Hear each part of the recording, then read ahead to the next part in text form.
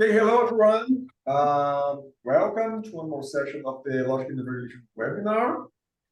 So today we're going to have a very interesting topic. The title of our talk is All-Pervading, Transcendent God, Omnipresence, Mereology, and Simplicity. It will be delivered by Aaron Cotnoir, and my friend Daniel Moto will be the chair. So Daniel, the floor is yours. Thank you. Yeah, just by way of brief introduction. So we're joined by Dr. Aaron Cotnoir today.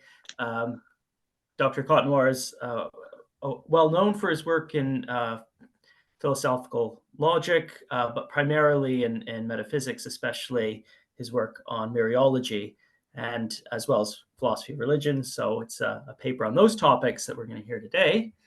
So it's called All-Pervading, Transcendent God, Omnipresence, Mereology, and Simplicity. There's a handout that goes with this. Has everybody got a copy of the handout, or is everybody able to find it? I think it'll make things easier. Aaron is going to share his screen. Perfect. Okay. In that case, I will hand the floor right over to Aaron. Great, thanks very much. And thanks for inviting me. Let me just share my screen. Is that showing up? I'm finding it a bit small, a bit hard to see the... Let me see if I can zoom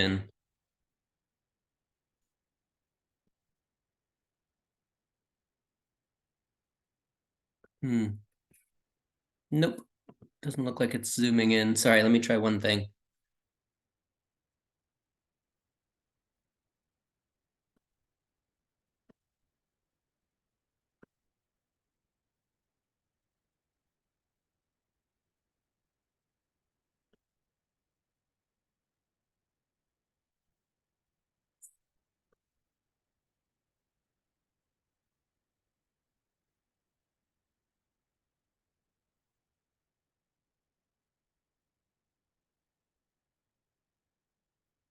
Is that better?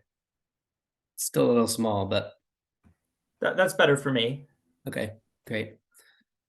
Awesome. Well, thanks again for inviting me to give this talk. Basically, the genesis of this talk was I was asked to write a chapter on Mereology and Simplicity for the Handbook of Omnipresence.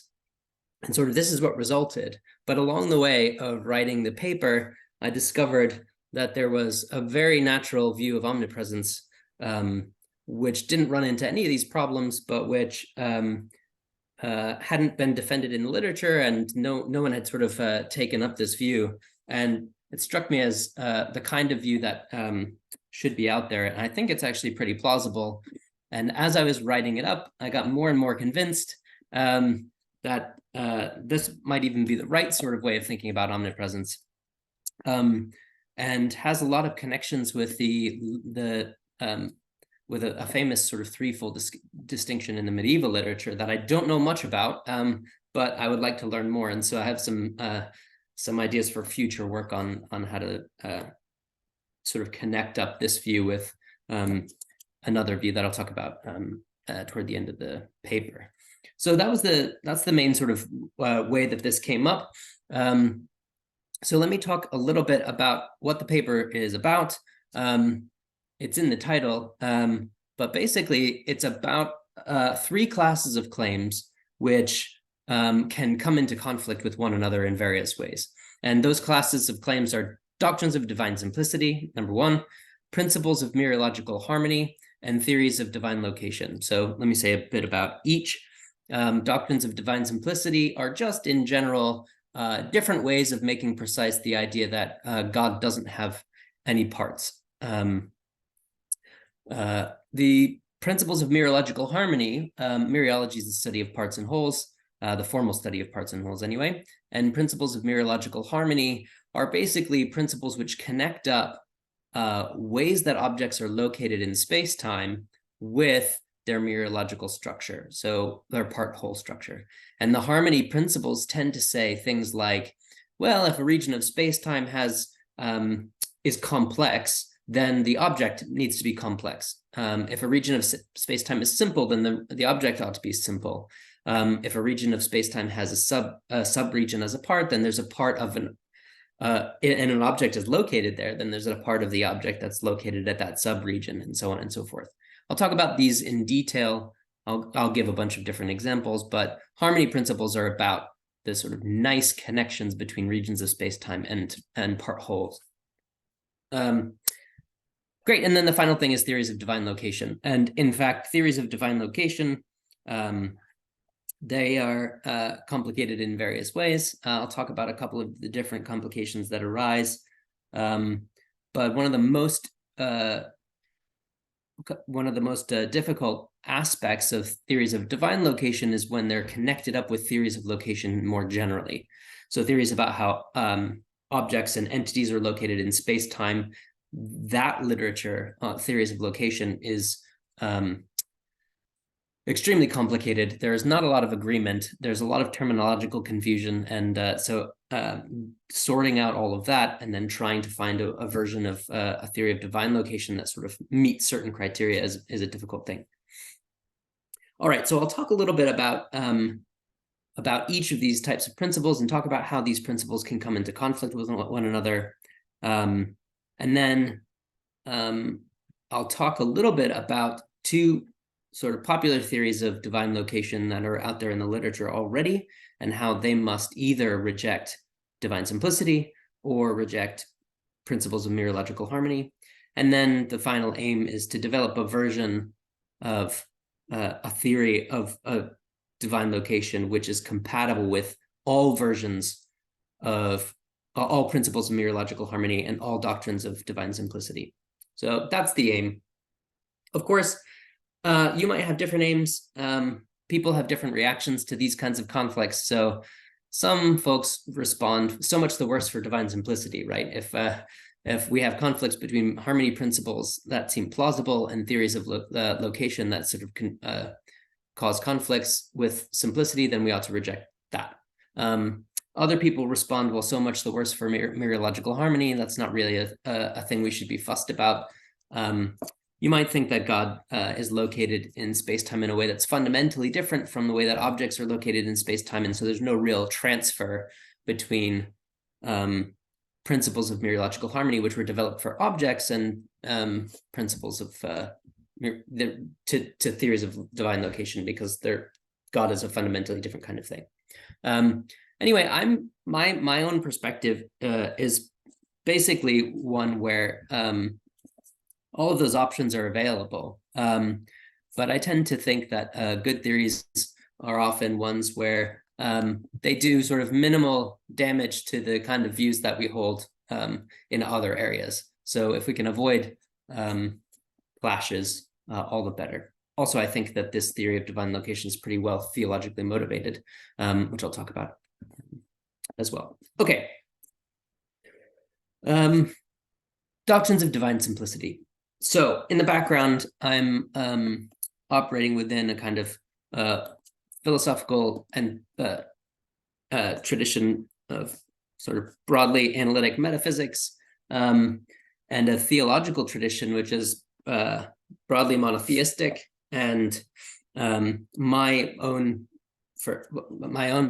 familiarity is mostly with Christian theology, but have interests in other sorts of types of theological considerations as well.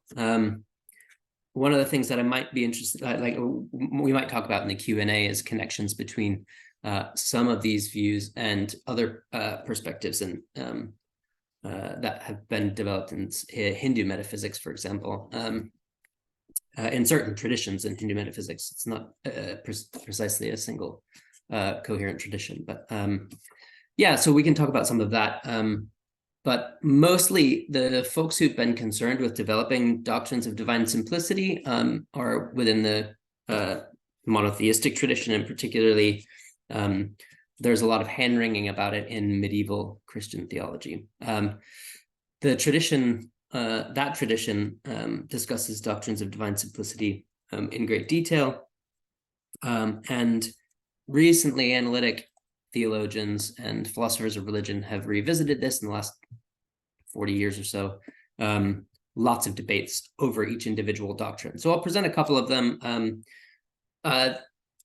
So you might claim that the doctrine of the material doctrine of divine simplicity is that God is simple by virtue of being immaterial, having no material parts.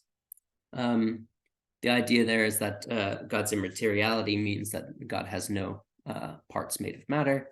Spatial divine simplicity is the idea that God's simple by virtue of transcending space-time, and so God has no spatial parts.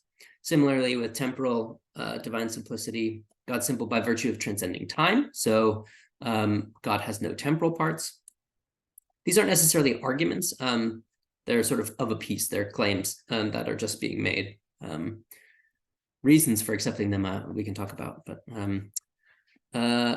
one of the core doctrines of divine simplicity is called I call it fundamental divine simplicity, which is the idea that God is simple by virtue of being independent.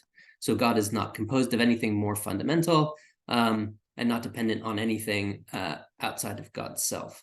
This idea, I think, is partly what motivates the other doctrines of divine simplicity. And in fact, you can find arguments in certain figures like Aquinas and Anselm and folks like that precisely depend on this idea of dependence. If a whole is dependent on its parts, then since God is independent or not dependent on anything, God cannot have any other parts. Now, I don't necessarily think that this dependence claim about wholes and parts holds. I think some wholes are dependent on their parts. Maybe other wholes are such that their parts are dependent on them for their existence. And so some of the main motivations for accepting certain versions of divine simplicity, I think don't necessarily hold. But fundamental DDS is phrased in a way which is neutral with respect to that debate. So I accept that version of the principle anyway. Formal divine simplicity is the idea that God's simple by virtue of being identical to God's essential attributes or nature. God has no formal or qualitative parts distinct from God's self. So this idea is really closely tied with what's been called a constituent ontology versus a relational ontology. So if you're not familiar with that distinction, it's a distinction in metaphysics about types of metaphysical theories,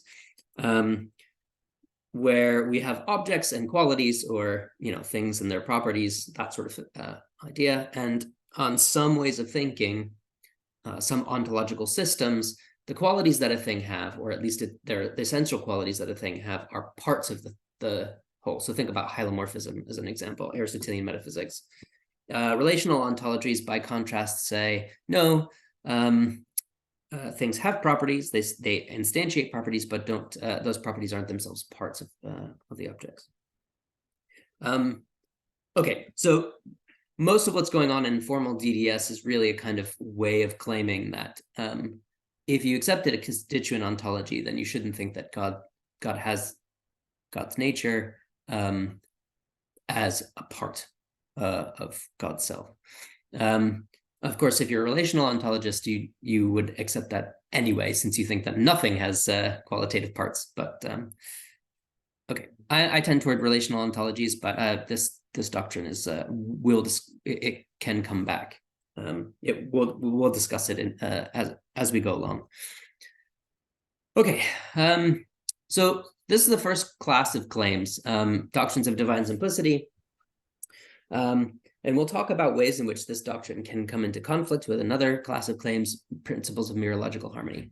And before we do that, I need to tell you a little bit about Mereology, formal Mereology. So let me give you a brief rundown of what basically an introduction to classical Mereology, which is the sort of main dominant theory in contemporary metaphysics. And I'll talk a little bit about ways in which that theory has been adjusted, or parts of that theory have been argued over. So the first claim of Mereology is really, well, it's a collection of three claims about the parthood relation. They're axioms, basically. They're considered to be sort of things which govern the formal behavior of Mereology. and particularly proper parthood. In mereology, we say proper parthood precisely because we reserve the term parthood for a general notion which is compatible with identity. It's a bit like subset and proper subset.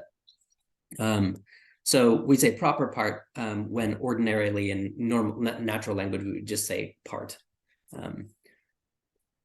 So I'll keep with that usage. So we're going to talk about the first three axioms of the proper parthood relation. The first says nothing's a proper part of itself. And if we were talking about the general notion of parthood, everything would be part of itself because it's compatible with identity. Second axiom is asymmetry, so no two things are proper parts of each other. And the third is transitivity. It says that if X is a proper part of Y, and Y is a proper part of Z, then the first X is a proper part of Z. Now, there's been debate over each of these principles. We can talk about that. I'm happy to discuss, but we'll take these on board because it means that proper parthood is a partial order, makes for some nice formal behavior. It's a strict partial order. The corresponding weak partial order would be general parthood. Okay, so that's just some basic ordering axioms. Now we have a decomposition principle and a composition principle. So one tells us how we can take things apart, or constraints on how things are taken apart, and the second tells us how things are put together. And classical mereology accepts this proper parthood principle. This principle about proper parthood. It's called supplementation, and it's basically, it goes along with the idea that if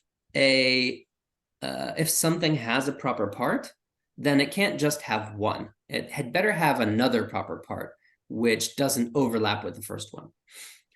This is a kind of like remainder intuition, that if you've got an object with a proper part, then removing that proper part would leave something left. Nothing can have just exactly one proper part, that idea.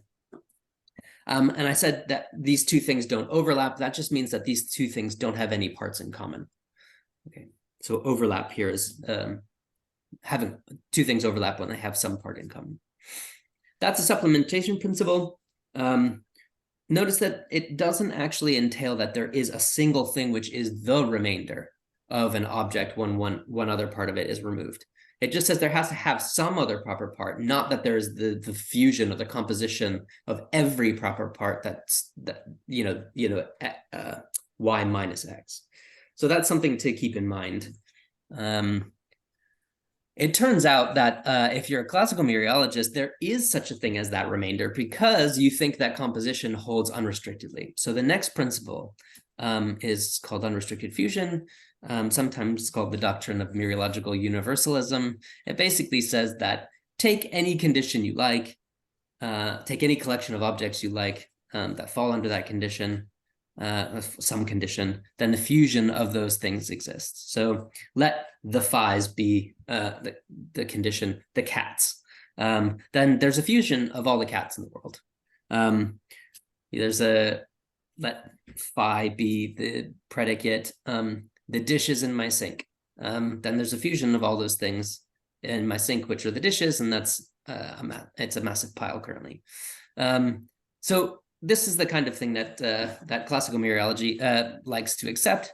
They say to be a fusion or to be a whole is a kind of a trivial matter. It just happens automatically. Now, this is super controversial. Many people have argued against this claim. It seems like it leads to all kinds of gerrymandered fusions and weird stuff. And so I will not assume MA5 as a constraint on objects. And I won't even assume it as a constraint on space-time regions. So I think it's much more plausible for space-time regions that if you have a space-time region over here and another one over here, then there's a fusion of the two, namely the union of the two space-time regions. And that seems pretty plausible, but I won't even assume that. So the axioms that we're going to take for granted are MA1 through MA3 and MA4, but not necessarily MA5.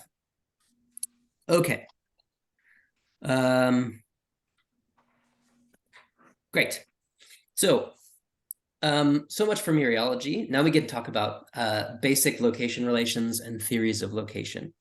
I apologize, I'm going to be throwing a bunch of definitions at you just to get these questions off the ground, but hopefully bear with me because we'll be able to get to the interesting stuff in a bit. So the philosophers who look at location distinguish several different types of location.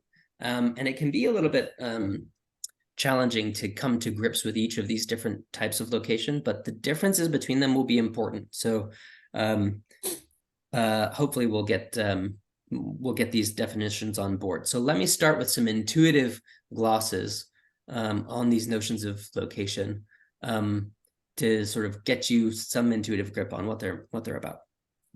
The first, actually, let's start with exact location because I think it's easier to explain the other ones in terms of exact location. So exact location is basically a relation between, so an object is exactly located at a region when basically the region is the thing's sort of shadow in space-time. It's exactly located at a region when it has exactly the same size and shape as that region, and it stands in all the same spatiotemporal relations to that region, to other things as the region does. So basically, my exact location is exactly the volume of space that I currently take up, and its boundaries they are coextensive with my boundaries. Yeah, I fill that region, and no part of me is outside of it and all that sort of thing. So exact location is kind of like the intuitive notion. And we can sort of think of other, we can think of other location relations as being related to exact location in certain ways. So I'll talk about how that works. The first thing I want to talk about is weak location. So a weak location is basically an object is weakly located at a region when that region isn't completely free of the object. What does that mean? Well, so imagine that I were to walk out of my office door, and when I'm halfway through the office door, my office, the region of space corresponding to my office, wouldn't be completely free of me because some part of me still resides is still located in the office. Okay, so even while I'm halfway out the door, some part of me is located there. So I'm weakly located in my office. I'm also weakly located in the hall. Okay, so things are weakly located when the region isn't completely free of it, but that just means some of you is there. And it doesn't necessarily mean some part of you is there. A thing can be weakly located in a region even when it doesn't have parts. So take an object which was a simple, like suppose a boson or something like that. Suppose it doesn't have any parts. Then my office, that boson would be weakly located in my office as well. Because if it's in my office, then the office isn't completely free of that boson. Okay, so all right, that's hopefully enough to get to grips with weak location. So we've got exact location, weak location, and now we have a notion of entire location. An entire location is basically the intuitive idea of lying within a region. So everything that's exactly located in a region is entirely located there, but everything that's but it's also entirely located at every super region of its exact location. What do I mean by that? Well, take the region of space that has the same size and shape as me, and now look at a region of space that contains that region, namely the space of my office. I'm entirely located in my office currently. I wouldn't be entirely located in my office if I started walking out the door, because there would be other regions that I'm not, that aren't completely free of me.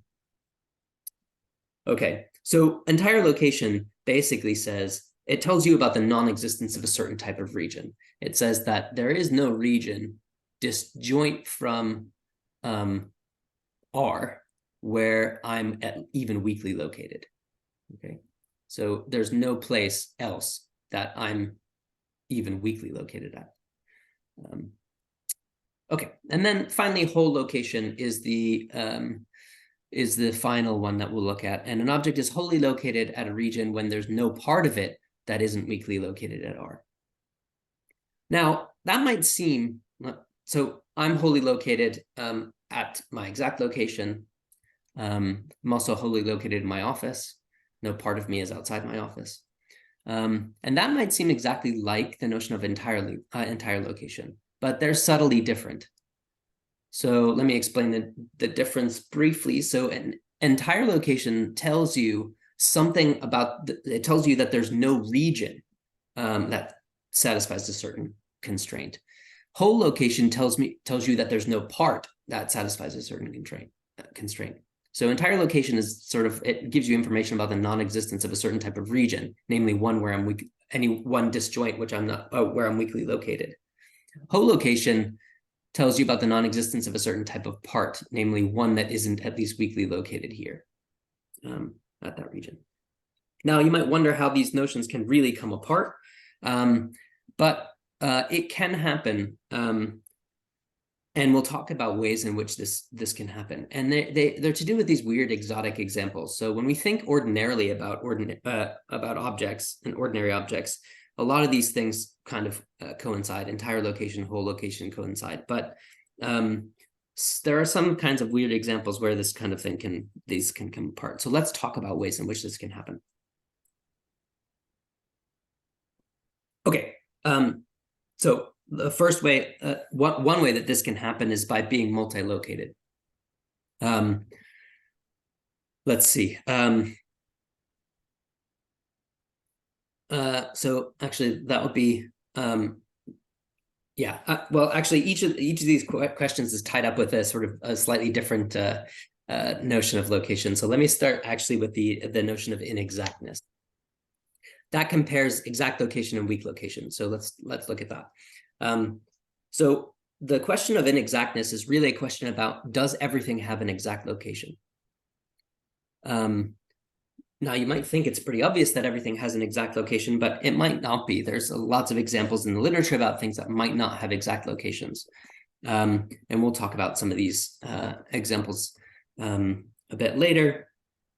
Briefly, I could give you a couple examples. Imagine that space-time is gunky, so that every region of space-time has a smaller region of space-time as a part of it, but there's no points associated with space-time. But imagine that there are point-sized objects, so objects that are too small to be exactly located at any region. But so in that case, they would be weakly located at any region where they're located at all, but they would have no exact location. That's a type of an example. Another kind of example might be, imagine that the universe didn't have a largest region. You just kept getting bigger and bigger and bigger, and for every region of space-time, there's another bigger one. Then the universe itself might not have an exact location, because there is no region which is its exact location. There's just a bunch of regions where it's weakly located. Okay, these are the types of examples that people can come up with. Now, the inexactness question about whether something can be weakly located somewhere without being exactly located anywhere is super controversial in theories of location. Most theories of location rule it out by default. So that's one major open question in theories of location literature. Another major open question is whether something can have multiple exact locations. So we've talked about whether something can have no exact location. What about, can it have more than one? Examples of this sort of thing include, people talk about universals being located, entirely located everywhere that they're located at all. So it might be that blueness is here. There's a box on my desk that's blue, and it's located in a ball that I have at home. Its exact location basically is it has an exact location there and an exact location elsewhere. Other types of examples involve time travel. So if I go back in time and I get out of my time machine, you might think that on certain theories of persistence, I have multiple exact locations at that time. I can talk about more about examples like this, but again, this is another controversial question, whether multi-location is even coherent, whether it's possible. There are logics of location that permit it, and there are logics of location that rule it out.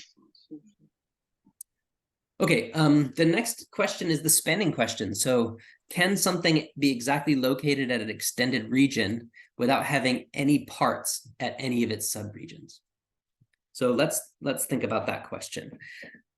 This question is really tied up with what I was calling harmony. So suppose that you've got, so figure 2 is a purported example of a spanner. It's just a diagram that tells you that an object which has no parts, so we're supposing that C is a mereological simple, but its exact location is an extended region of space-time.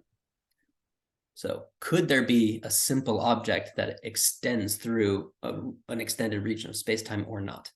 That's an open question in theories of location. There are some theories of location that rule it out, some that allow it. And finally, there's the interpenetration question, which is about whether two things can have overlapping exact locations without sharing a part. So this is figure 3 on the handout. So if we have two objects A and B, and their exact locations overlap in space-time, does it follow that they must share a part? This is called interpenetration. I mean, in some cases, like, my office shares a wall with the office next door. Their locations overlap, and it's precisely because they have a shared part that their locations overlap. But in other cases, suppose you've got two bosons that come, that actually are like basically fly through each other. I'm not sure whether that can happen, but some people tell me that co-located bosons are a thing. And if that's a thing that can happen, you might wonder whether at the moment that they're co-located, their overlapping location means that they share a part. They might, does that mean that or not? If a ghost comes flying through my chest, does that mean it becomes part of me at the moment when it's within my location or not? Okay, interpenetration is another type of thing which some theories of location rule out and some are permit. Right, so theories of harmony or harmony principles are really about exactly these kinds of cases and trying to nail down precisely what it is about relations of space-time and the object structure that are meant to be the same. And most people who propose theories of harmony or principles of mereological harmony are ones who want to keep things nice and don't like these exotic cases and think that in fact objects' locations and their mereological structure are really like importantly related. Okay, so let me just talk through some of these principles. And as we go, I'll give a brief sort of argument for each of these principles about why it could come into conflict with omnipresence. We'll talk about theories of omnipresence in a bit, but I just wanted to, you can start to see where these conflicts come up. I will not, in the paper, I go through every possible area, basically every possible way that these principles can kind of come into conflict with different theories of location, but that'd be too much. So I'll just give you some sort of examples as we go. So the first principle of harmony is the parthood harmony principle. And it says that X is part of Y if and only if the location of X is part of the location of Y. Now, that's a biconditional. One direction of it is pretty plausible. If X is part of Y, then it should be the case that X's location is part of Y's location. It would be weird for me to have a part which isn't even located in any subregion of my exact location. That would be bizarre. I mean, that's like when I get up and leave my office, my parts come with me. That's part of what part it is about. So that's the first direction, but the other direction is much more controversial. If the location of X is part of the location of Y, then X is a part of Y. So any object that resides in a sublocation of an object's exact location would be part of it. Some people accept this theory, this view, especially if you have a kind of spatial way of thinking about parthood. This is a very common idea. and it rules out certain things. So it will rule out, for example, well, interpenetration is one example of things that can be ruled out. Okay, yeah. So one of the things that this causes problems with is God's location. If you can see immediately that if God has an exact location, say it's the universe, the biggest spatial region. If God has an exact location and something else is located in some subregion of that location, then it's part of God. And in fact, it follows that literally anything that has an exact location, because that exact location is a subregion of the whole universe, it's part of God. In fact, God is the universe in effect.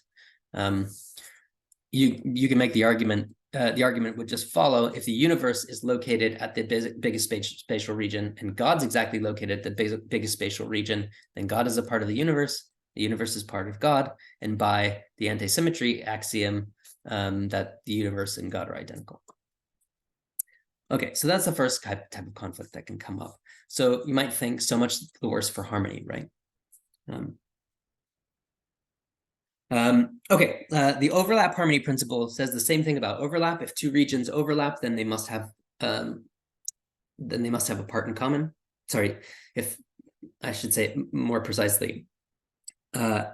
If two regions overlap and two objects are exactly located at those regions, then those objects have a part in common. And vice versa. If two objects overlap, then they must their locations must have a part in common as well. Okay, this entails that everything has a part in common with God, so under the supposition that God's exact location is the entire universe. Why is that? Well, if God's location is the entire universe, then every other location overlaps that location. In fact, it's properly included in that location. And so it follows that everything exactly located at any region must overlap God, must have a part in common with God. If you combine that with divine simplicity, which says that God has no parts, then no proper parts anyway, then the only relevant part of God that things could have in common with is God.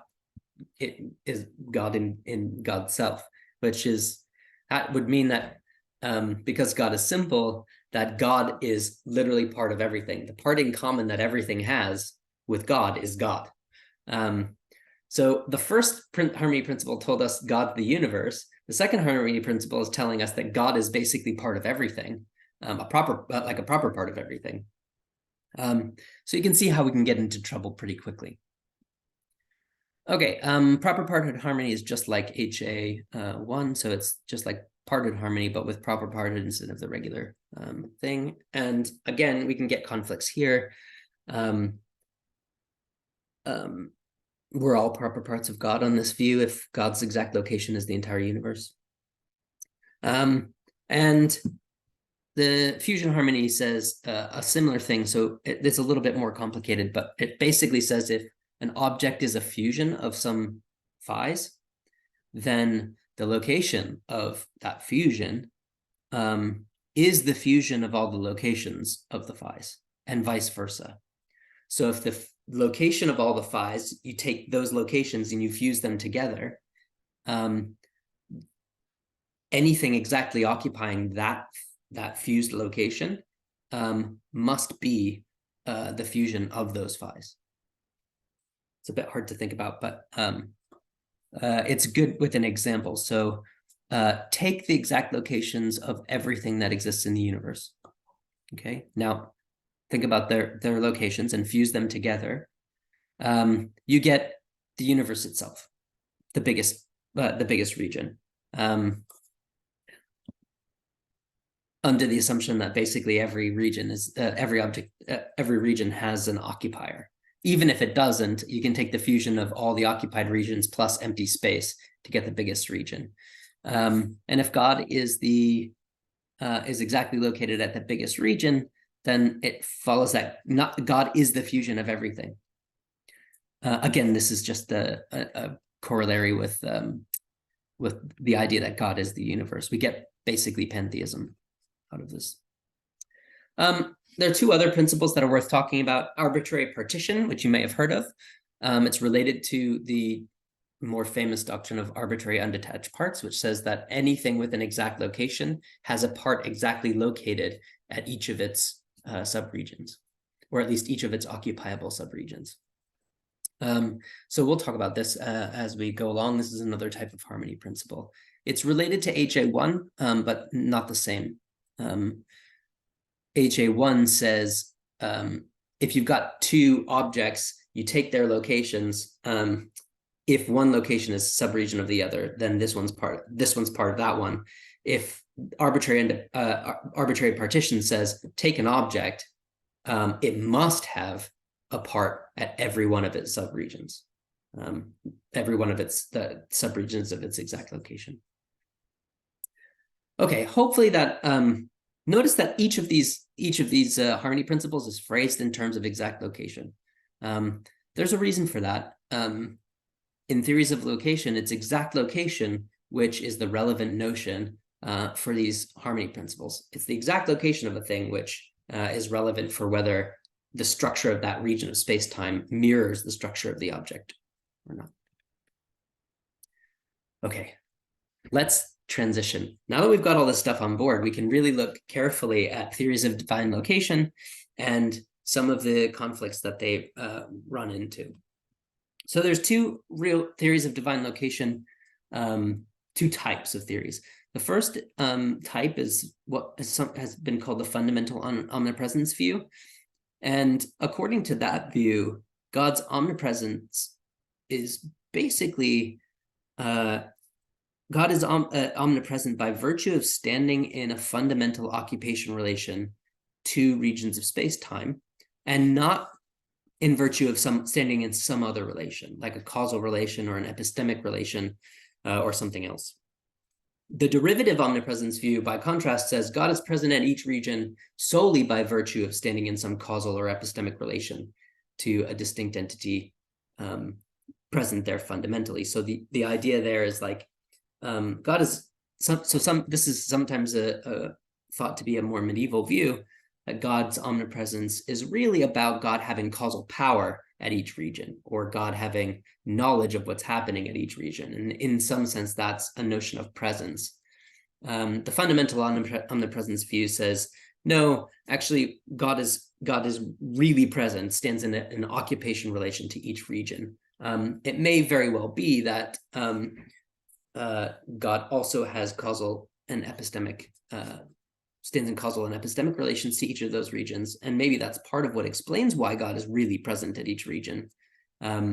But this is these fundamental occupation relations to space-time is part of God's relation to space-time. The derivative view has sort of dominated the contemporary analytic scene, but the fundamental view models have been gaining increasing attention recently. And I think, in the paper, I talk a little bit about some of the problems that the derivative view can run into as well. I'm gonna skip over that because we're kind of operating under the assumption that God's relation to space-time is of a piece. It's sort of in the same vein as occupation relations in general. I'm happy to talk about that in the Q&A, but there's some complications there. And there are really two main occupation-based views, or fundamental omnipresence views, in the vicinity. The first one is what you might call constituting panentheism. It could be a kind of pantheism, it could be a kind of panentheism, depending on what you believe. But the idea behind constituting panentheism, we've already talked about. Remember the idea that God is a proper part of everything? In effect, on this view, God is a mereological symbol that is part of everything, constituting the entire cosmos. So in effect, you can kind of think of God roughly like God constituting every point of space. And by constituting every point of space, thereby, it's like a single multi-located entity which constitutes space and everything in it. This is actually a very it was a popular view in sort of Brahmanic traditions, but it was actually developed. So Aquinas has a nice passage where he argues against David of Dinant for being confused about for having a confusion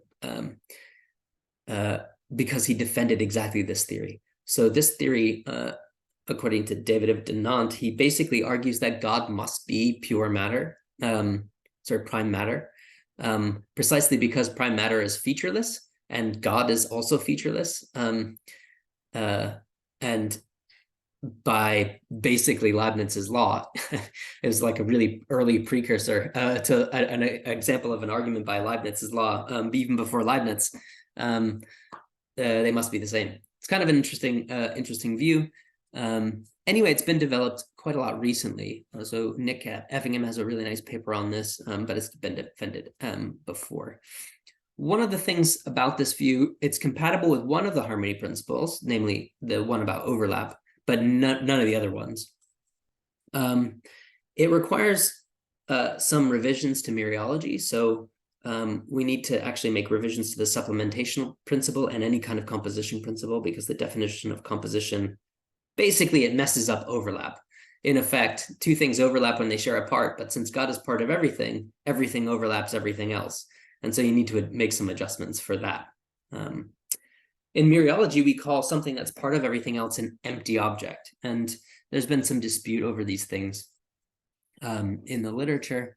Peter Geach famously argued that the empty object is absurd because it would have to exist no when and nowhere.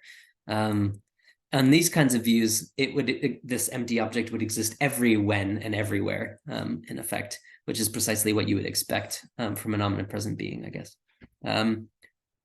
One sort of artifact of this kind of view, which I think is a bit disappointing, besides the fact that it must reject all the harmony principles other than HA2, is that God is a point-sized being. Remember what we said about exact location.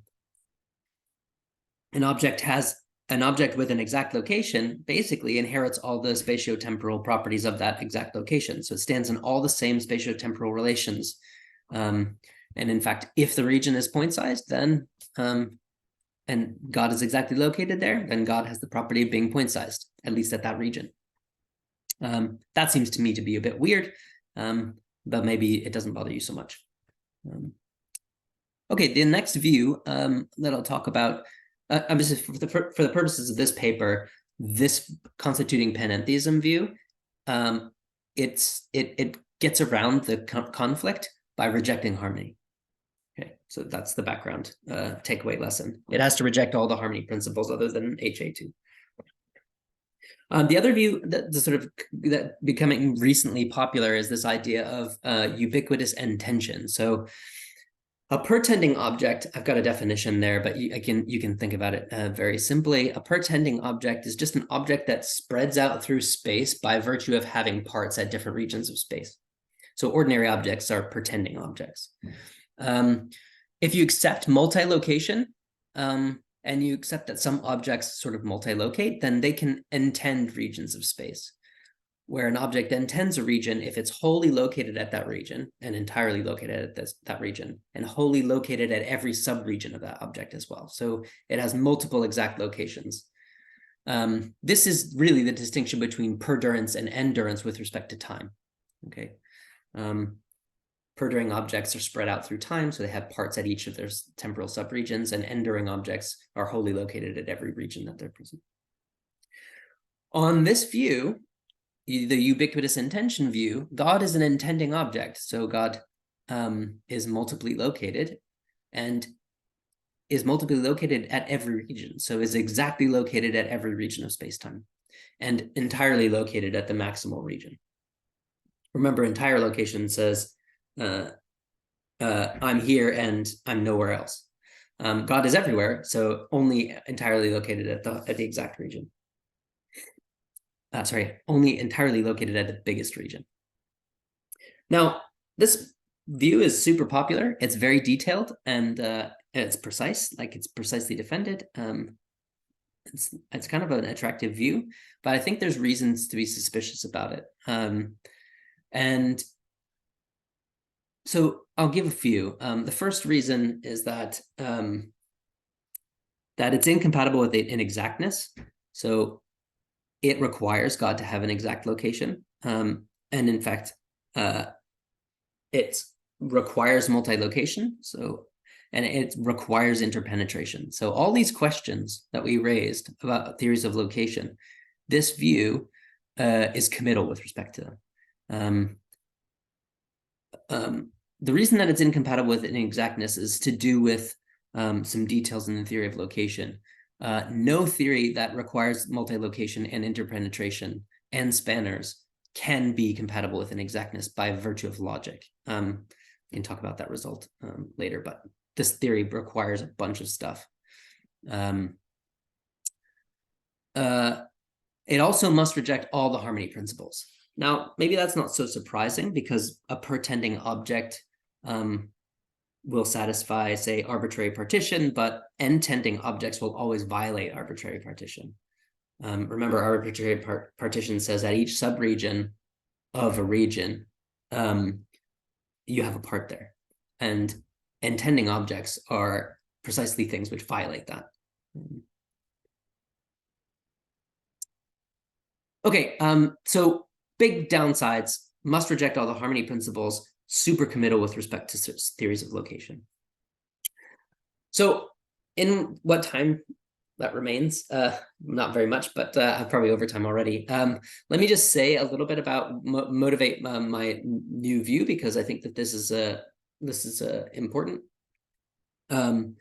and has a bunch of advantages over the other views that are that I've just talked about. And the way to do this is to motivate the idea that God does not have an exact location. And so we've been talking as if God's exact location would have to be the whole universe if God was omnipresent. But we've also raised the idea that a universe might be such that there is no biggest region. This is the problem of junky worlds. So imagine that you're in a world where for every region of space-time, there's another bigger region. Then an omnipresent being could not have an entire or exact location, precisely because there is no region precisely because there's no region where God is entirely, where all of God is. So I shouldn't say where all of God is, because all of God is simple. So God is wholly present anywhere where God is present at all. But there is no single region which is such that there's every other region that's God's completely free of any disjoint region from that region. So in effect, the non-existence of a biggest region entails that God cannot have an exact or entire location. And I think that that's a realistic possibility. The universe might be like that for all we know. I mean, it's not even just merely metaphysically possible. It seems to be physically possible that the universe is like that. So on that view, then, so God having an exact location, an entire location or an exact location at the biggest region is impossible. There's another reason that we should reject that God has an entire exact location, and that's the problem of other spaces. So we've been assuming that God stands in space-time, in occupation relations to space-time, but what if God stands in occupation relations to other spaces? And say God occupies other spaces, so perhaps other possible worlds that aren't spatiotemporally related to ours. Then it might be, and suppose you think that to be a region to be a space is to consist of regions that are interrelated with one another, then there are different spaces which basically can't be unioned together into one big mega region. Because you've got some regions over here, they're all interrelated, some regions over here, they're all interrelated. And if you try to sort of put them into one big space, then you actually don't get anything which is a region of the same space-time. They're incomparable. So there might not be a biggest space or a biggest region that God stands in occupation relations to, that sort of union together all of God's occupation relations. Other ways that this could come up, some folks have thought that God has God's own metaphysical time that is incommensurate with our sort of physical time. That would be a way in which there could be other types of spaces. Okay, next problem is the problem of incorporeality. I don't know how to pronounce that word. Corporeality. It's the idea that God isn't a material being, and this has been discussed.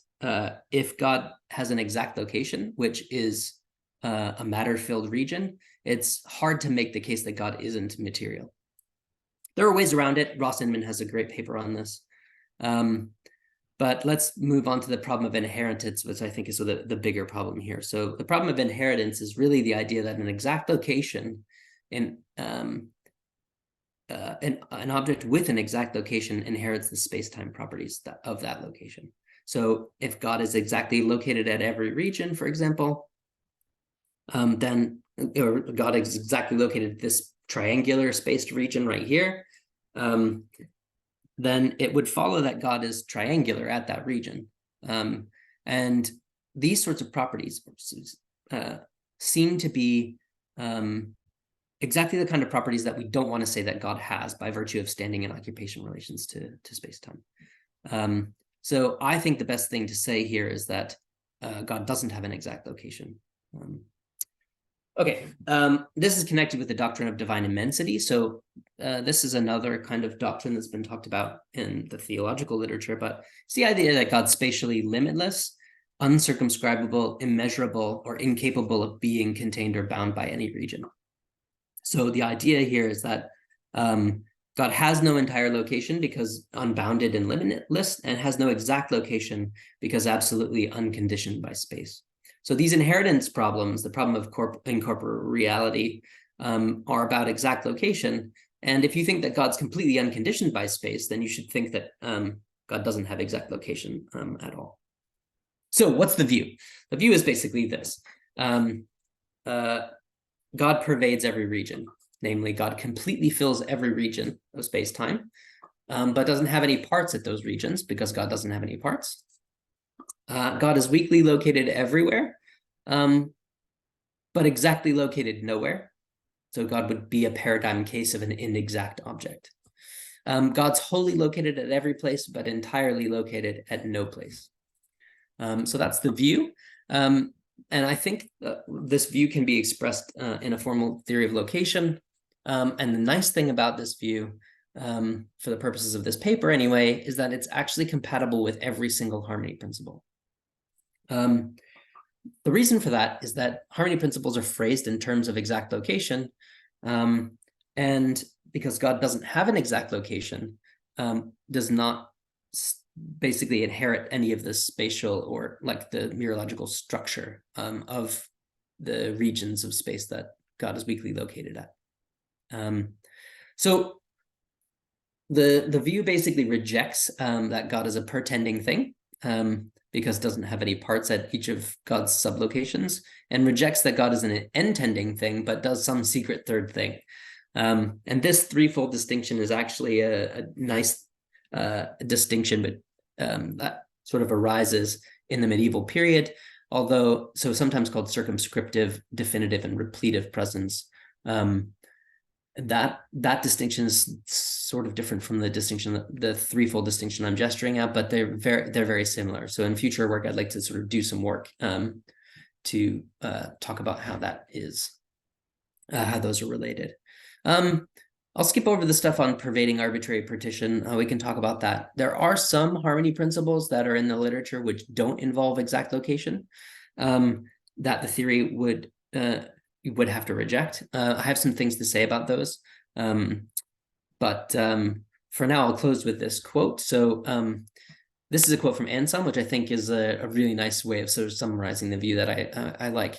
So the view is this. Therefore, if our ordinary way of speaking were to permit, the supreme being would be suitably said to be with a place or with a time, rather than to be in a place or at a time. For when something is said to be in something else, it's signified to be contained, more than when it is said to be with something else. Therefore, the Supreme Being is not properly said to be in any place or time because the Supreme Being is not at all contained by anything else. So this sort of view, I think, is just completely absent from the contemporary literature, and I think it should be put forward. And it has a bunch of benefits in that we can accept all of the doctrines of divine simplicity, all of the Mereological Harmony principles, without violating any of them. So great. Thank you very much. Thank you so much. That was absolutely terrific. I'll just quickly check with Ricardo. Do we usually take a brief pause here, or do we go right into questions? It's up to you, David. It's up to you. Okay, well, let's give people a few seconds to compose themselves and come up with their questions. I've got a few. If though I certainly won't throw mine in first, so I'll wait and see who puts up their hand. Please do use the hand function so that I can see you, and then I'll just call on people as I see them come up. Okay, I'll privilege people who aren't organizers, if that's all right, Ricardo. So I'll come to you, but we'll start in a second. But we'll start with Paul. Paul, go ahead. Thank you. Yeah, very interesting talk. Yeah, this idea of being in, kind of not being in, it sounds a bit like trying to almost save the kind of object ontology. And I was thinking that maybe you could explain it by saying the immanence, or being in, is in something transcendent that's actually changing. So like the reality is a kind of transcendent dialectic. And I'm thinking of writers like Robert Wallace and E.J. Lowe, where it's more about the essence of being that they're trying to justify or explain, rather trying to make effable. And yeah, I just wondered what your thought was on that, if that makes sense. Yeah, great, thanks. Sorry, there's a couple things that you might mean. So is the idea that so I can see that I was following along and until I got to the idea of the thing that the God basically changing or evolving. Is that to do with the idea that because the universe itself is evolving and God is sort of in every place, then God inherits those sort of changing properties? Well, maybe I missed something. Yeah, maybe I was saying because the dialectic is about opposition. So there's certain parts of it that are going to change. So like the disposition of things, and the other parts which are not going to change. They're like absolute. So maybe some categorical relations, like causal ones and things like that. Yeah. Right. And, yeah. And so then it's the essential properties, the sort of the categorical ones, which are in a sense the ones which are God. Is that the idea? Yes. Yeah. The idea of the deity being a foundation rather than it's just some entity or something. Yeah. Right. Yeah. Yeah. So that way of thinking about things is pretty this way of looking at I mean, in effect, God is basically a universal, a type of maybe it's the right category of being, but it's more on the qualitative side of things than on the object side of things. And you can kind of think of it being God as the sort of essence of the universe, and so present in everything precisely insofar as everything has an essence. So that way of thinking about things would maybe, I mean, I guess the question becomes, how do you think about essential properties? Are they in things in a locational way? And if so, what are the principles of location that sort of follow from that? If you think that two distinct things can have the same essence, then you'll want to say that, and the essence is wholly present in the thing, then you'll want to say that essences or essential properties can be multiply located. And now there's a sort of open question about whether this essence of all things can be multiply located, or whether it's just a sort of a holistic thing where the universe itself instantiates this sort of big picture, like this massive essential property or something. Yeah, basically my question is sort of, what are the principles of location that are involved with that way of thinking about God? And then in very, very well may be that there are no conflicts with Mereological harmony, because those principles aren't well motivated for these kinds of properties. But yeah, this would be my way of thinking about how to tackle that question. I mean, there's another view in the vicinity, which is like, well, God's not like an object. God's also not like a universal either. Just a completely new category of thing, and has God's own way of standing in occupation relations to regions of space-time. I mean, I think that's much more of the sort of the traditional view. And no matter what you identify God with, if God stands in occupation relations that are fundamentally unlike any other type of thing, then that's a sort of interesting view. But I want to be told sort of what that looks like. I mean, you can kind of see my view as of a piece with that. If you thought that the only inexactly located object was God, which it may well be, then this would be a view of that type. God stands in an occupation relation that's fundamentally unlike any other category of thing. Yeah, thank you. Yeah. There we go. Thank you, Paul. Next, I'm going to take Evan and then you, Ricardo. So Evan, go ahead. You're on mute.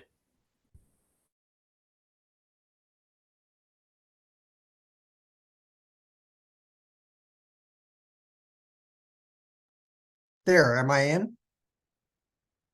Okay. There are two quick questions. They're related. I'm not sure how quick the answers will be, but one is, what would be the difference between God's locational properties and that of a free particle in space, given quantum mechanics? And the second one is, I'm wondering what the story would have to be, given the view that you're advocating, concerning God's causal relations to objects. For example, there's the old question, if God is everywhere, how can his right hand know what his left hand is doing?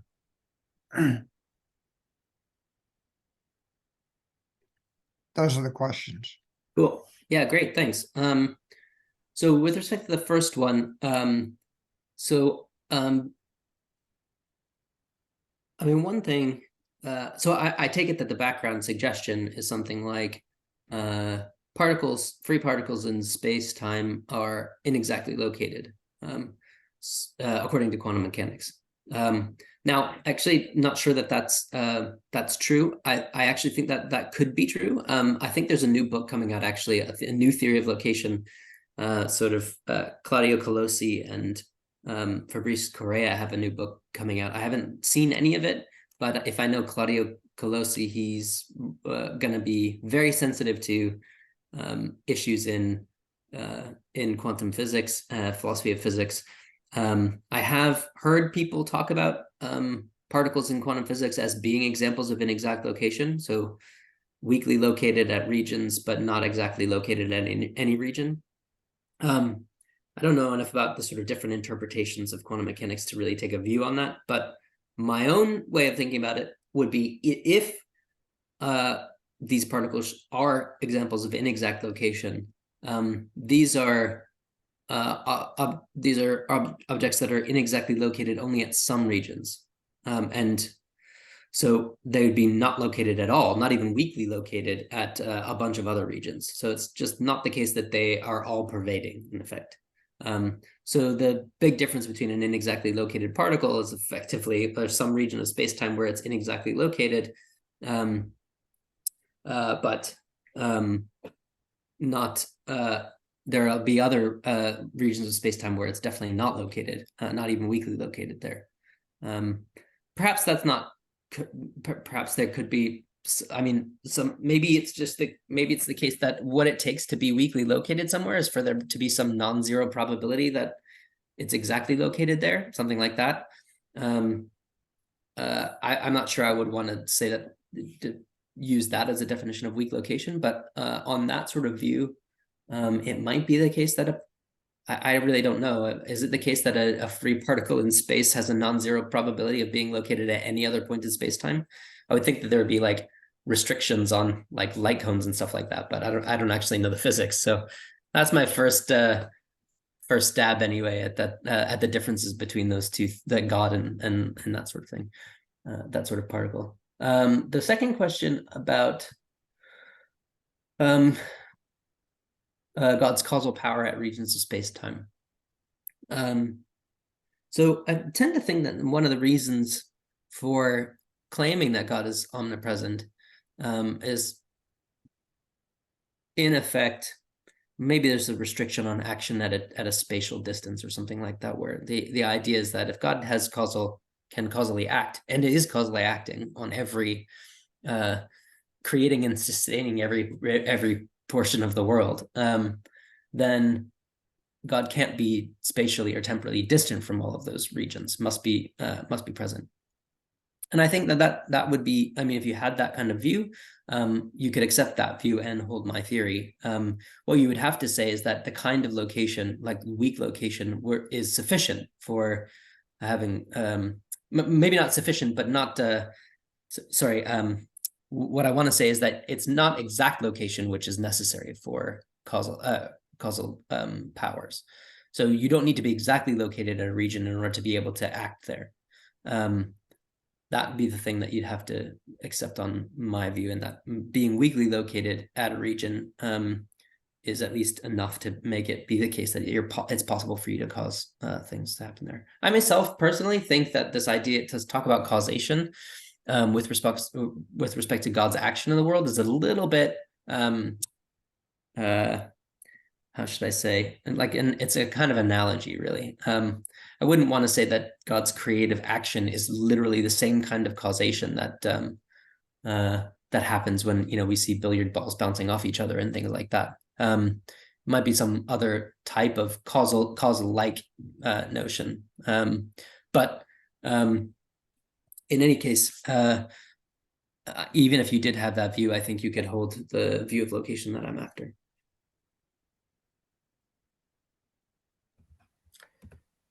Terrific, thank you. Next up, we have Sean. Hi, thank you so much. Yeah, this was really fascinating. So my question is partly about negative theology and partly about, you know, logical relations here. So you could be a negative theologian in two ways. One is to say none of these principles apply to God, so, you know, I don't take it that that's on the table. The other thing you can do, though, is you can say, okay, take all the undesirable consequences.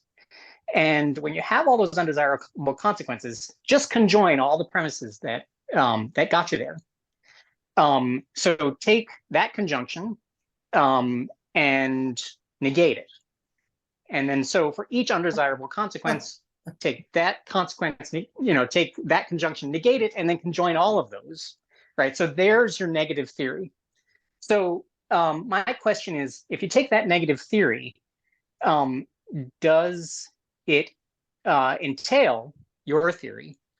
I think that your theory entails the negative theory. Yeah, so I'll just go with that for now. Okay, it's complicated because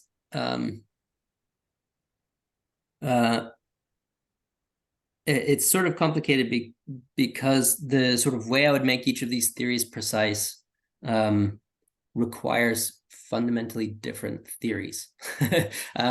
So part of what I was gesturing at is that, like, doctrines of divine simplicity, whether you accept some of them or others of them, sort of depends a little bit on your background metaphysics and your background meta-ontology.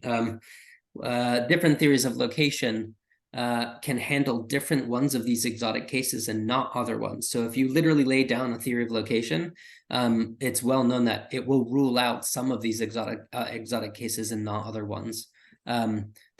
So in a way, that the types of conflicts that can come up are highly theory relative. So if I were to sort of set down a bunch of like, this is the theory of location that I'm operating within, this is the mereology, here are all the harmony principles, and let's negate all these things, all the bad consequences, and hence then negate all the premises with a conjunction of all the premises that lead to them. I think there'd be a number of different theories compatible with that. So I think you're right that negation would not entail my theory. But I do think that maybe it might be the case that my theory is the one that can accept the biggest number of conjuncts of the negated conjunction. If that makes sense. It's the sort of minimal mutilation of everything else. I mean, the part of what I was trying to display is that the constituting panentheism and the sort of ubiquitous intention, it accepts the negated conjunction, but it rejects so many of the conjuncts that it's highly revisionary. And mine is sort of, as far as I can see, the least revisionary, because it just sort of rejects this exact location thing. But yeah, that's I don't know. It's an interesting question to think about. Great, thanks so much. Cheers, Sean. I'll go with Harvey next. Harvey, go ahead. Hello. Thank you so much for the talk. That was absolutely fantastic. So I may have wandered off a little bit in my head, but I'll try and so I feel like I've tried to make, in just conversation randomly, I've tried to make something not too far away, some amount of far away, but not too far away from something that you're saying about there not really being an exact location. I think that is a point that has been argued, of course, in various different ways, maybe in different traditions.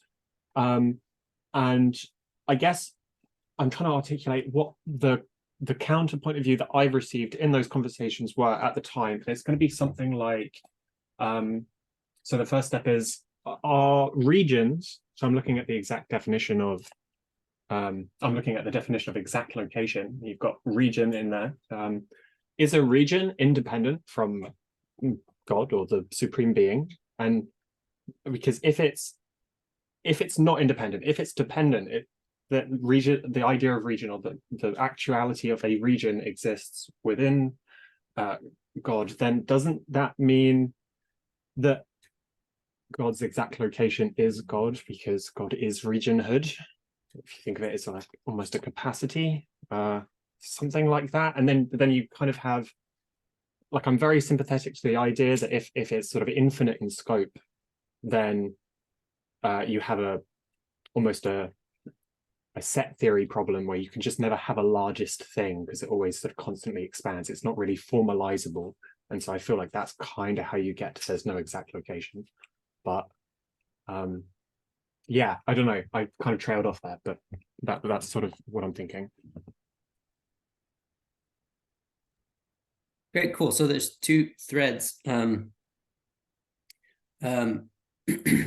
one, so the first thread is the sort of idea that if regions aren't independent of God, but dependent on God, isn't there some sense to be made of the claim that in effect regionhood is God, or something like that, or at least some claim like that, in which case then you get a sort of resisting the idea that God could have an exact location. That seems like it's not well motivated. I'm not sure about that argument, precisely because I think that there's a big difference between dependence claims and even parthood claims, and certainly identity claims. So I wouldn't want to say that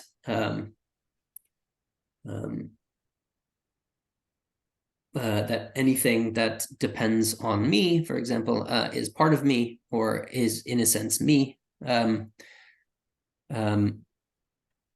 maybe that's sort of an artifact about how we treat dependence among objects, and maybe if we should treat God and dependence in a different way. But I think that argument kind of overgenerates, and in effect, it just means that everything is God, and God is everything. If that argument were to go through, and if you think that, I mean, I just think that there are things that are true of the world that aren't true of God, and things that are true of God that aren't true of the world. So they can't be identical, if by identity we just mean the Leibniz's law type thing. But you seem to be gesturing some extended form, like extended version, or that some notion of identity or identity-like relation that seems that I don't really have a clear grip on. But it'd be interesting to know in what sense that, you know, that idea of like, maybe the idea is something like, if God constitutes all of reality, then there's a real sense in which the reality is really completely dependent on God, which I would agree with, but in some sense just is God. In a way that you might think that if a statue is constituted by the clay, the statue just is the clay in some true sense. Anyway, I'd like to hear a little bit more about, like, I would need to hear a bit more about, you know, that kind of way of thinking in order to see why that would be a problem for the exact location. For the claim that God doesn't have an exact location. But yeah, interesting thought. I can see the sort of the reasoning behind why people might want to resist that claim. You sort of mentioned the second thing was the set theoretic problem of like basically indefinite extensibility in effect. And I think there is something like that going on here, and that the idea that God doesn't have an entire location related to that idea that, and basically God just completely outstrips and transcends any particular collection of regions, and so we shouldn't be doing this totalizing thing and thinking that there is some maximal region that God inhabits or is contained in. Thank you. Great. Thanks, Harvey. We'll go to Biplab next, and then we'll get back to you. Oh, then Cristiano. Then we'll get back to you, Ricardo. Biplab, go ahead. Hello. Yeah, thanks for your thought-provoking presentation. Actually, in my perspective, actually, your presentation was really thought-provoking because you showed that God is all-pervading, and and also God is simple. But on the other hand, it's transcendent, and God has no exact location. But actually, I think that this is okay in Western perspective, but in Indian perspective, you think a bit such as Sankhya philosophy. It says that we are actually God. Okay, as far as I think, as I know, and also Vedanta philosophy, everybody know that Vedanta philosophy also is telling that Tattvamasi, Upanishad view of God is Tattvamasi, and you and I and God are all one, and I am also God and you are also one. God, there is nothing but God. But so could you please clarify this way that I think there is a little bit, so I'm not getting that. So that's why this is my question actually. Yeah, great, thanks. I mean, I wasn't intending my view to be basically neutral with respect to every concept of God, or every different sort of broadly theistic tradition. There's a kind of interesting question as to whether a view like this could be compatible with different theories, or different sorts of traditions. And I think there's a kind of sense in which in some ways yes, in some ways no. So one of the things that that I didn't really talk about is this idea about transcendence. And so one of the big things that that I actually think is important to the view is that part of the reason that we reject that God is exactly or entirely located at any particular region is precisely because of this idea of transcendence. God transcends every region. And so that's an important thing, and it's connected with how we respond to some of the harmony principles. But that's a kind of inessential. So you could have a variant view, which is just an all-pervading view without transcendence, which just says God pervades every region, isn't exactly located at any region precisely because there is no biggest region that contains God. But you could sort of marry that with the idea that God and the universe are sort of coextensive and even identical. God doesn't outstrip the universe. It's just that the universe itself has no exact location. Now, how to make sense of that claim together with further claims of identity, like you and I are ourselves God, that's another matter, right? That makes it even more difficult. So I don't know too much about.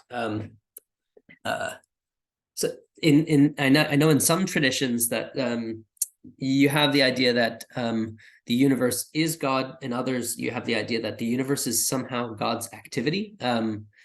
And this is another sort of tradition, and these are different types of views. Which, on the latter view, God would transcend the universe precisely because God is the sort of acting agent, which is on display in the universe, in this sort of coming into being and going out of being and that sort of thing. Whereas God is the sort of constant that underlies all of it. So interesting question as to which sort of background concepts of God are compatible with this sort of view. I mean, for my purposes, the thing which I was being motivated by was the idea of divine simplicity, because those are the most direct areas of conflict which I could find. But yeah, interesting things to think about. I'd be glad to hear more if people wanted to sort of catalog which concepts of God are possible with this type of view or not.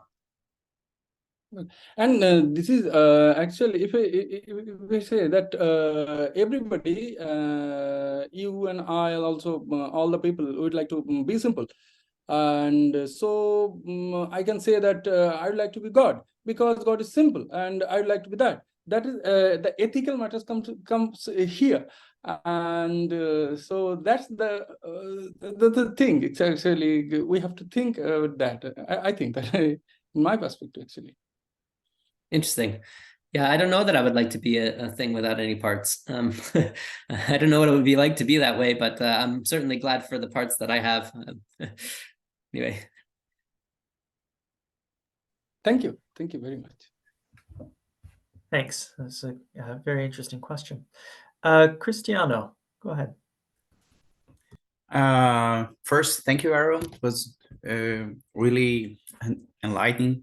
And I would like to ask you about an aspect that you talked a little in your presentation, that's about the time. I know that, basically, I'll put it in a short way. Basically, I would like to know I'd like to hear from you if you think there is a certain theory of time that you think it's that fits better in your theory.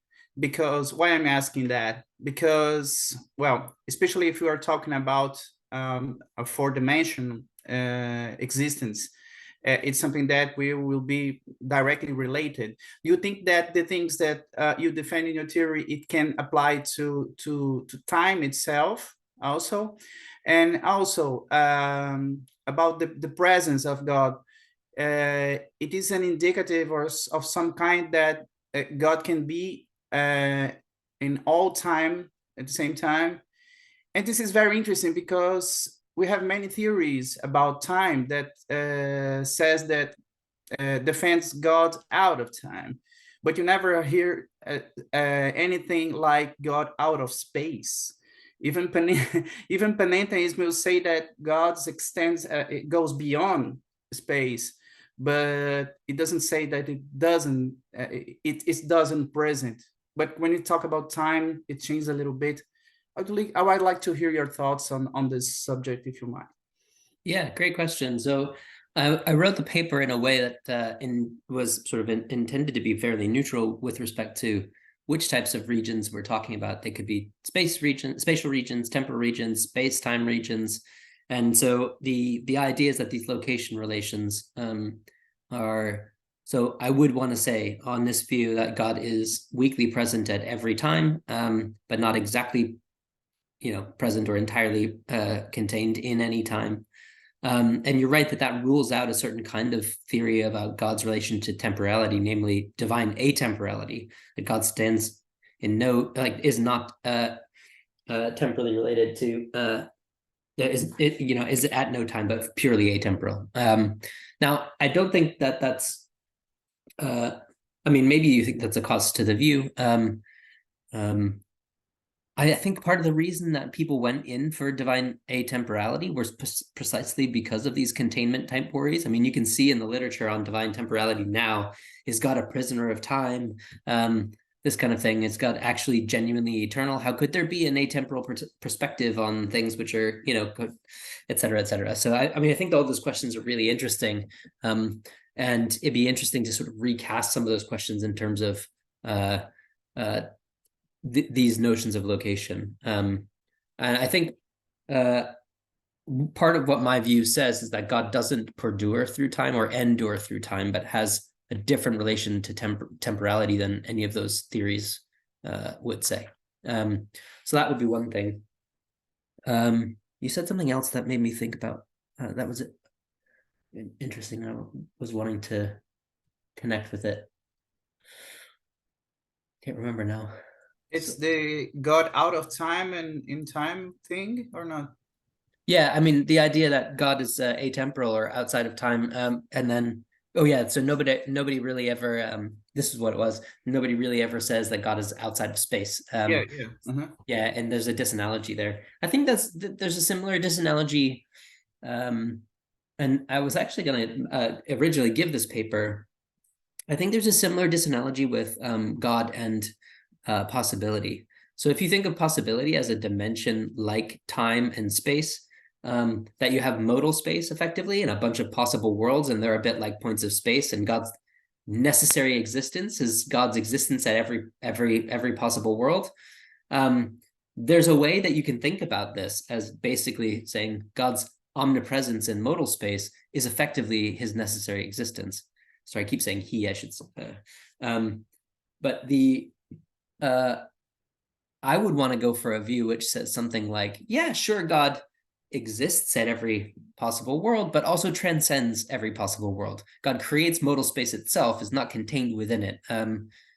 Very similar ideas, where God is not entirely within any individual possible world. It's not contained in any possible world in the way that ordinary objects are contained in possible worlds. So this idea that God transcends modal space and transcends time and transcends space is, I think, super interesting and one worth exploring. And it's interesting that people don't really draw these analogies between these different modalities. Thank you. Does that answer your question, Cristiano? Okay, terrific. So it's 1:30 now, but I didn't get to Ricardo's question. If you have a couple more minutes, Dr. Cotnoir, can we? Yeah, sure, definitely. Okay, great. Ricardo, go ahead. That's fine, Daniel. That's fine. I'm fine. You sure? Okay, so I will ask very quickly. Okay, first of all, thank you very much for the talk. I did enjoy it. Well, in fact, there are two questions, but it might be seen as one. It's about the notion of parenthood. It seems to me that only one time you qualified it. You spoke about spatial parenthood when you speak about the neurological axons, if I'm not mistaken. So I was wondering, and of course you need to. It seems to me you needed to be a kind of spatial-like notion of parenthood in order to discuss omnipresence and so on and so forth. But I was wondering if we can somehow clarify notion, what notion of parthood is they hear and speak about God's simplicity and so on and so forth. And I think that might be relevant because some people they offer different views of what parthood means. For instance, what's his name? In Biplab, he mentions Vedanta, and there's this famous Indian thinker called Ramanuja. So he basically defends parthood in terms of ontological dependence and control. That's how he can make that body soul analogy. So the cosmos is a part of God because it's ontological depends on God and it's controlled by God and so on and so forth. So yeah, so I was wondering if your view of parthood is that liberal, or it might be somehow be more specific. Yeah, great. Okay, this clarifies an earlier question as well. Yeah, I didn't have that view of parthood in mind.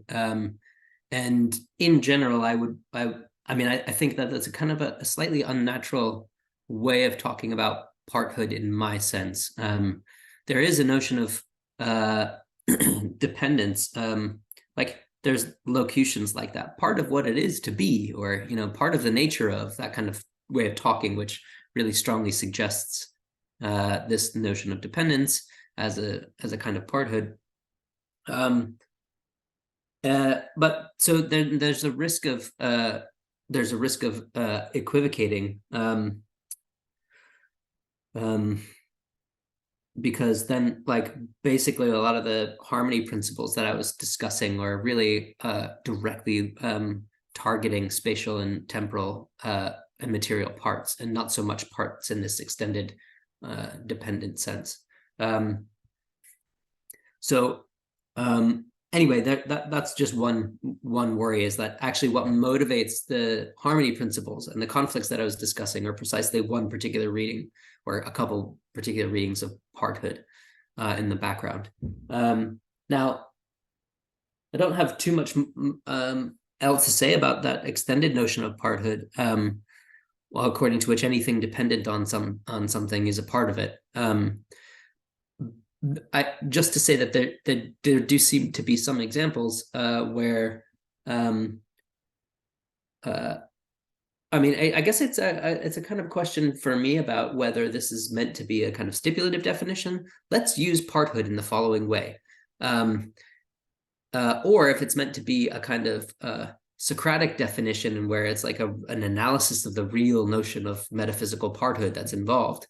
I mean, with the more stipulative way of thinking about things, I'm happy to go along with that way of speaking, but we need to sort of recast the rest of what we're saying in terms of that notion. With respect to the sort of whether that matches up with our way of ordinarily talking, I mean, I think my kids are in many ways dependent on me. Their existence is dependent on my existence, but there's really no sense in which they're a part of me in the ordinary way of speaking. There might be extended ways of thinking where you think that I'm somehow identical with my lineage or my family or something, in which case they're all part of the same big whole. But this is part of the yeah. I also think that there could be dependence relations which kind of go in a different direction. So for example, if you take an object and it's singleton, a set containing just that object, it seems to me that that set wouldn't exist without the object. But it's wrong to say that the set is part of the object. Rather, it's the other way around, that the object is part of the set.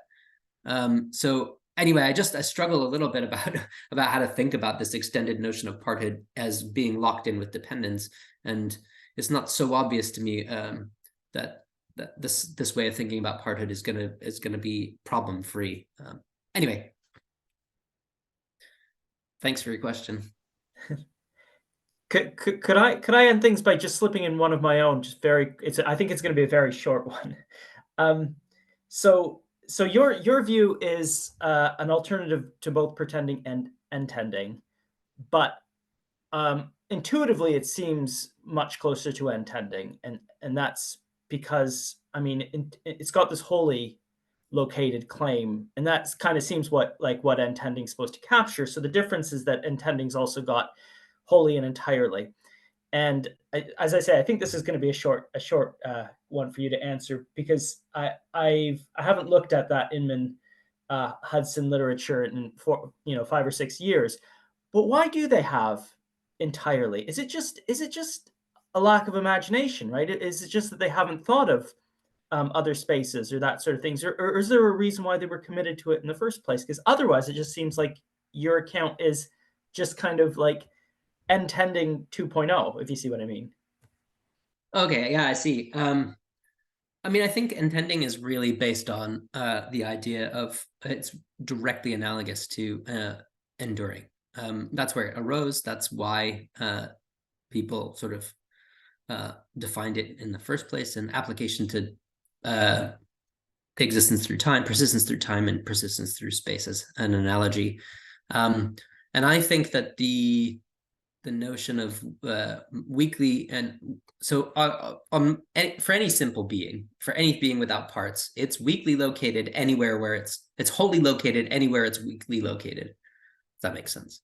Because it doesn't have parts, it's all of it's there, anywhere where it has a weak location. That's very different from an intending being, where an intended being will be wholly located wherever it is, but there's a sense in which